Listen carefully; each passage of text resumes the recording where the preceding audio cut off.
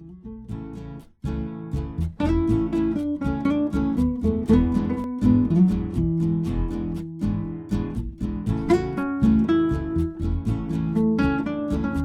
Curl Divas. Today's Friday Top 5 is 5 myths the beauty industry would have you believe. Myth number 1, you should trim your hair every 4 to 6 weeks. How many beauticians have got us hook, line, and sinker with that one? Truth is, if your hair only grows half an inch on average every 4 weeks, if you go and allow your beautician to trim every 4 to 6 weeks, she who is probably scissor happy, only my experience, maybe not yours, will oftentimes trim more than half an inch. And so if you're allowing her or him to trim every 4 to 6 weeks, it's probably stunning your hair growth program because she's cutting off not only your new growth but any additional growth. Because like I said, most of the times they generally cut off more than half an inch. I've looked on the floor and been mad at many beauticians. That's why I went natural. Well, one of the reasons why I went natural, so I would be dependent upon people with scissors. There are two people who can benefit from having ends trimmed 4 to 6 weeks. One is those who are transitioning or slash those people who have damaged ends and they're really trying to trim off the ends and get up to the healthy hair. That's beneficial for them because they're trying to get rid of that so that they're not getting a lot of breakage between the healthy hair and the damaged hair. I can see that. The other person would be like that person who is wearing the old school Halle Berry haircuts, the really short cuts. Those have to be trimmed every 4 to 6 weeks to maintain shape. But if you're growing your hair out and your hair is natural, rule of thumb, if your hair is in good healthy condition, I go by the trimming at curl command, meaning that when my hair is like this and I've moisturized it and it's balanced and I've styled it and I just have that one piece that is just like off in whereverville he chooses to go, I watch that and I use that as a basis to, number one, determine probably that hair is about to be dropped out anyway. It's probably about to be a shed hair. But if it keeps acting wiry, generally what I do is I'll just trim that wiry in until it sheds out. But usually, to me, that's an indication that it's going to be dropped. So I cut by curl command. If I have curls where some of them grow longer than others, then I might trim to keep shape. But for the most part, it's all curl command. The curls command when I trim, not the clock. Okay. You know, the only thing diva in my household is my hair, right? Well, and my daughter's hair, but I call myself curl diva because my hair is the diva in my life. It totally is demanding of what it wants, and she gets her way. Okay. I'm a teacher, so I'm looking down at my notes to make sure I hit all my points. Myth number 2 is there are products that will make your hair grow. Now, that's a myth as well because hair growth comes from scalp stimulation. Now, there are products that will stimulate your scalp, but that's not the product causing your hair to grow. That's the scalp stimulation and the circulation and the blood moving and the blood flowing that's getting your hair to grow. So they're trying to take credit for something that they really shouldn't be taking credit for because you can stimulate your scalp with a massage. While there are products that increase scalp stimulation and stimulation encourages hair growth, no product can take credit for hair growth. Okay. One thing that helps hair growth is the CG method if you follow it fairly strictly, where you're washing your hair 2 and 3 times a week because that constant cleansing of the scalp that stimulates hair. And if you don't believe me, check out some CG girls who have been doing it for a while, a couple years. You got Rachel CPR, you have Mahogany Curls, you have the Black Raw Foodist. They've been doing Curly Girl for a while, and you can see the length and the retention of it. And so it's not about product, ladies. I promise you, with regards to growing your hair, it is about scalp stimulation. Trust me on that.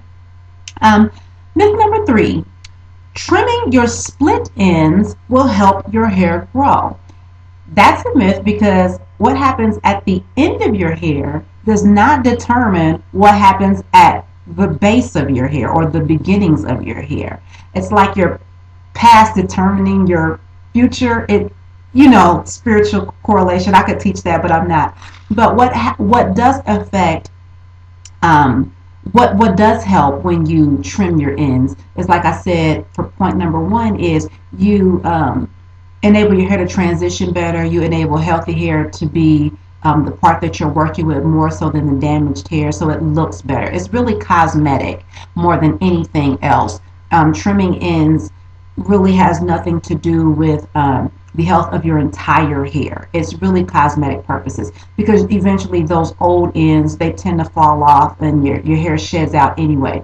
There are people that never get trims that have successfully grown their hair in African American culture as well as other cultures without trims. So it's proven that trimming isn't required for hair length or growth. It is just basically cosmetic upkeep, for aesthetic reasons. Number 4, natural/organic products are naturally made. This is so absurd, and it's just flooding the market with natural this and natural that and organic this. Truth of the matter is they can slap natural on there if they put in a drop of olive oil that's not tainted, or an organic almond oil that was organically grown and processed. And then the rest of it can be junk, and they can still slap organic on there as long as they have like a little asterisk, and they can write it really big as long as that asterisk is on there that says only this ingredient was organic. So with regards to organic or natural hair products, you really have to read your labels and be an informed buyer and informed user, because they will tell you what they need to tell you to sell their product. And just because something says natural or organic base or for natural hair does not mean it's going to be beneficial for your hair at all. In fact, 9 times out of 10, there's so much product preservative, the thing that gives it shelf life, that really just cancels out any nutritional or any good that it could do, because the ability to be able to keep it on the shelf. If you want something natural for your hair, go to your refrigerator, go to your pantry. Sugar, honey, eggs, things like those are natural things that are natural for your hair. Things you buy in the store in the beauty aisle are not natural. Okay. Sorry. Number 5. There are products out there that will enhance your curl pattern. That is also a myth. No product can enhance what you don't already have. All the products, moisturizers, gels, conditioners, spritzes, all they do is they capture your clumps. So some are thinner, so they capture your hair in smaller clumps. Some are thicker, so they capture your hair in bigger clumps. But all they do is really capture the curl pattern that you already have and kind of lock it in place so it looks more defined. When really it's not. It's locked in before it has time to spread and frizz and separate. So there's no magic product for that. The way to enhance your curl is to drink tons and tons of water, eat right, and get a pH balance in your hair among your conditioners. That's really the only way to capture your curls and to keep them enhanced. Right now, I use one product off the shelf, and that is conditioner and shampoo. That is it. Everything else are oils and moisturizers. And I drink a ton of water and I eat vegetables, and that's really what has been the most beneficial thing in my hair growth and the health of my hair. And my gel is all natural because I boiled it myself. I put in every single ingredient. I know where every single ingredient came from. So my flaxseed gel recipe is there, and it's also on my blog if you need it, and tips on how to get a perfect gel. That's my little spiel for my own little flaxseed gel recipe. That is it. I have done today's top 5 myths for the beauty industry.